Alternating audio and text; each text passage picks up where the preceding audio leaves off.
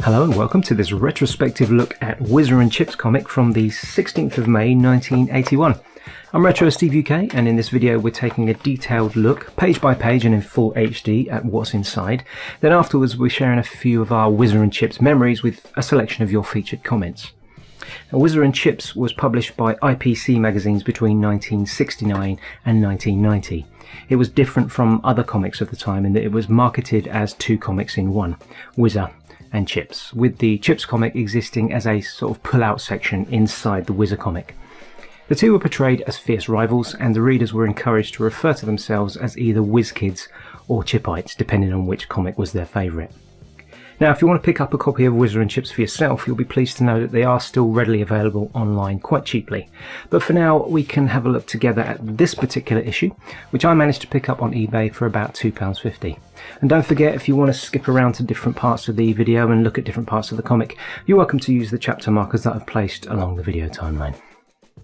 This 32-page comic begins with its front page displaying the full Whizzer and Chips logo as an introduction to the Whizzer half of the comic, described at the top as two rival comics in one, with the 14p price tag underneath that, plus info about the comic releasing every Monday and the date of this particular publication, 16th of May 1981. There's a Wit of the Week joke in the top right, poking fun at the Chipites, explaining that their toy shop is only 3 feet tall, i.e. it's small because the shop itself is a toy. And the main comic strip starts here, starring the leader of the Whiz Kids, Sid in Sid's Snake, where Sid and Slippy the Snake help out Sid's dad as he tries to work on his car. Over the page, and Benny Bones, aka Lazy Bones, is exercising his skills at being lazy by getting the better of his school's new gym teacher, Mr. McTuffie. Over on the right, the intro page for the Whiz Kids comic consists of a short editorial by the character Sid and a selection of jokes sent in by readers who each win a Whizzer t-shirt and £1.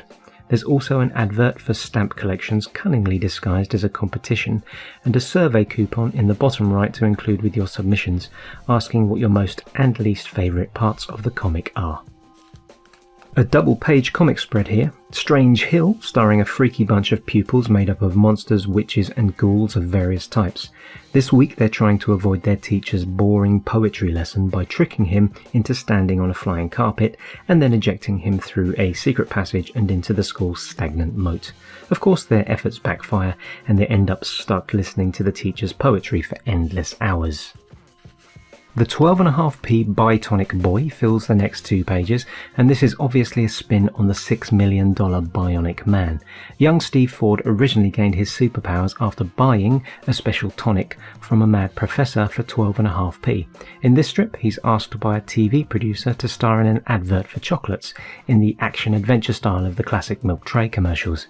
He manages to pull off loads of impressive stunts, but ultimately they have to refilm the entire thing because right at the end, Steve realises he's forgotten the chocolates. Over the page on the left here, the champ is also trying his hand at starring in an advert. He reckons he's got what it takes, but only ends up proving how great he is at causing mishaps, and in the end he's given a job by a local sandwich maker, walking around with an advertising board slung over his shoulders. On the right is the first page of the pull-out Chips section of the comic, and we're instructed in a note down the left side to open up the staples to separate Chips from Whizzer. Top right is the Cheek of the Week, poking fun at the Whiz Kids. Apparently their football manager flooded the pitch so that he could bring on his sub.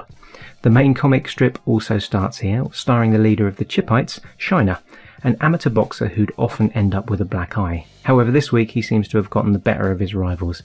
After they accuse him of hiding lumps of iron inside his boxing gloves, Shiner's mum suggests he prove them wrong, which he immediately does by giving them both a black eye. Nice to see some of that classic 1970s and 80s casual violence on display here. Sammy Shrink is helping his mum with the spring cleaning this week, and he takes it a bit too literally, as his tiny stature allows him to get inside the springs of an armchair. Unfortunately, his dad decides to sit down on the chair while Sammy is cleaning inside, but he pops out just in time. The intro page for the Chipites comic over on the right has an editorial by the character Shiner, and a selection of readers' jokes and a poem, and again, each wins a Chips t-shirt and £1.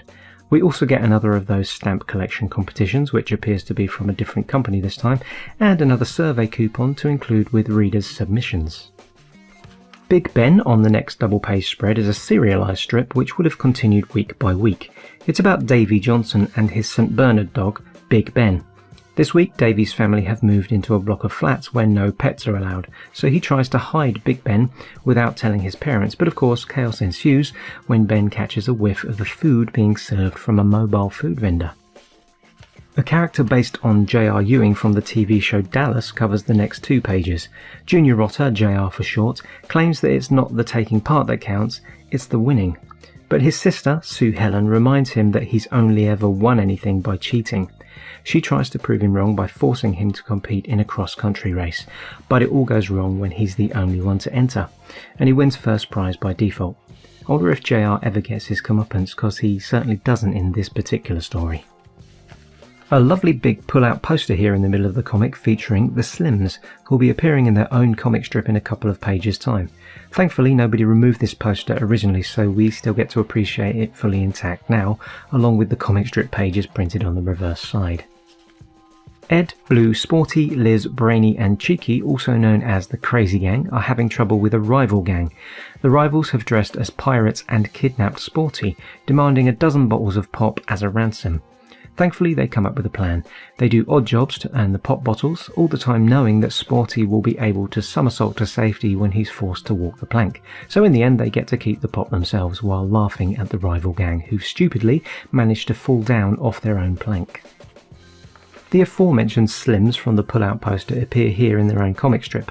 The overweight, food-obsessed parents of Sammy Slim spend most of their time looking for something to eat, while Sammy is constantly trying to get them to lose weight. This week they're adding food items to Sammy's grocery list and planting pepper in the salt pot so that Sammy ends up sneezing his own dinner onto their plates. Pretty gross. Sammy gets his own back though. He turns off the water supply and feeds them a super hot curry. Bewitched Belinda is a strip inspired by the Bewitched TV show from the late 1960s. This strip is about a family of witches reminiscent of the 1990s TV show Sabrina the Teenage Witch. This week, Belinda's clumsy Aunt Het tries using a magic spell to repair the lift in a shop, but instead causes the entire shop to levitate. Belinda comes to the rescue with a spell to bring the shop back down to the ground and disguises her aunt as a Pekingese dog so that she doesn't get arrested for shoplifting. Andy, on the next page in Andy's Action Replay, is using his magic remote control to rewind time and save a man from falling down a manhole. Unfortunately, the man is being pursued by a policeman who subsequently falls down the hole instead, and the criminal man ends up escaping thanks to Andy's inadvertent help. Below Andy's strip is a promo for 2000 AD and Battle Action Comic, who are offering free Buck Rogers stickers for your Panini sticker album. Fusspot is actually the last page of the Pull-Out Chips comic before Whizzer continues. Back then she was referred to as Fussy, and she was ridiculed for it.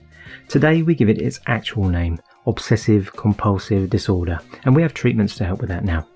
This week, Fusspot is obsessing over the cleanliness of a park bench and ends up sitting on another bench that looks perfectly clean. It's clean for a reason though. It's been freshly painted and she gets paint stripes all over her dress. Over on the right, Sweet Tooth is on his usual quest for sweet treats to eat, and avoiding his bully, Greedy Greg, who's always trying to nick his sweets. In this strip, they've got their granddads involved, who both have some tricks up their sleeves, and Sweet Tooth's granddad helps him by hiding his sweets inside his hollow walking stick. Tommy Wheels, aka Whizz Wheels, inherited his bicycle trick skills from his father, a circus performer.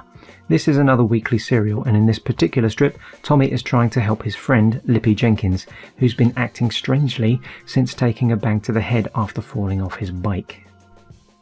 Happy Families fills a page and a half with its story this week. The family go on a day trip to the beach, but they've forgotten their money. After arguing over what to do, the kids find 50p and spend it on a fortune teller who says they'll find a nice surprise amongst the rocks. The long and short of it is that they find some crabs, which are then caught by some fishermen, who then offer the family a free boat trip. The other half of the page is taken up by a promo for Shoot magazine, which is offering the chance to win one of 10 autographed England football team shirts. Nobby Noodle and his oddball are helping people again in this week's oddball story. The shape-shifting alien rubber ball transforms into a toy aeroplane to help a young boy fight off the bully who's stamped on his toy glider. Oddball picks up the bully and drops him into a patch of stinging nettles. Inside the back cover, over on the right here, we get a preview of next week's issue, which promises Sammy Shrink in a pull-out poster, springy action with Champ, and more fussy fun with Fusspot on a quest to avoid a sneeze. There's also a cutout coupon you can fill in and give to your newsagent to reserve your copy of Whizzer and Chips, and you'll need to include your parent or guardian's signature with that. And an advertisement panel down the right hand side with a Spot the Difference competition to win free sweets for a year, 5 second prizes of Atari TV games, and 1000 Fun Dip Sherbet Sweet consolation prizes. And don't forget to fill in the tiebreaker in no more than 10 words. I like Fun Dip because... I reckon if I was entering this now I'd put I like Fun Dip because combining the cherry and grape flavours together is mind-blowing. How about for a bit of fun if you want, stick your 10-word tiebreaker in the comments below and we can have a bit of a giggle. And on the back page, the final strip of the comic is Joker. Thankfully not the Joaquin Phoenix version of the Batman villain, that would be a bit dark. It's the prankster schoolboy who's always looking for opportunities to play tricks on people. This week he's pranking his somewhat inappropriately attractive schoolteacher, Miss Honeybun. He uses a combination of fake ears and the teacher's massive hooped earrings to terrify her into thinking his ears have fallen off. So apart from the very small print section at the bottom with the obligatory legal and contact details, that's about it for this issue of Whizzer and Chips comic from the 16th of May 1981. I reached out on social media for your memories and opinions of the Whizzer and Chips comics, and here's what a few of you had to say. From the Retro Steve UK Facebook page, Thomas Cook was a whiz kid and his sister was a chipite. It was a fun comic and he had a few annuals too. He remembers waking up on Christmas morning to this and the cheeky annuals. He still owned them until 2014 when his dad went into care. He gave them all to a charity shop in hopes that the other big kids enjoyed them. Well, I can confirm that as somebody who's bought a fair few annuals from charity shops, this big kid has definitely enjoyed those. From the community post tab on my YouTube channel, Shane Porter remembers reading Whoopee and Wow before they merged with Whizzer and Chips. He wrote a letter and it got published, and he'd love to find that edition of the comic, which is now long gone. I did look through the 2 copies of Whizzer and Chips that I have, and sadly neither of those have Shane's letter in them. But if any of you out there have old copies, go see if you can spot Shane's letter, and if you find it, why not give him a shout? You can find him on YouTube at Shane-Porter. For Alan Pryor, it's Beano and Dandy all the way, and because his mum was from Aberdeen in Scotland, he also read War Woolly and the Bruins. These two happen to be favourites of mine too, as my family were originally from Scotland and Northumberland, so I was given copies of these by my grandma, and I still have a couple of collections to this day too. Vix GB remembers the Whizzer and Chips annuals being a Christmas stocking staple.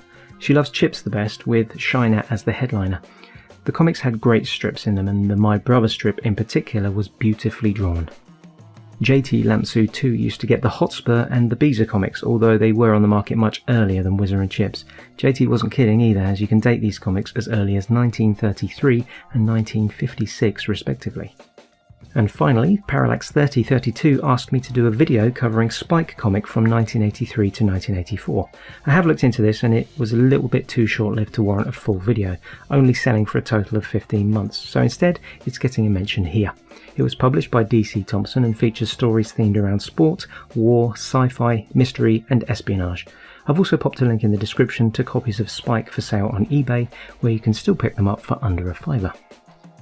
If you remember reading Whizzer and Chips, pop your thoughts in the comments section and let us know who your favourite characters were and whether you identified as a whiz kid or a chipite.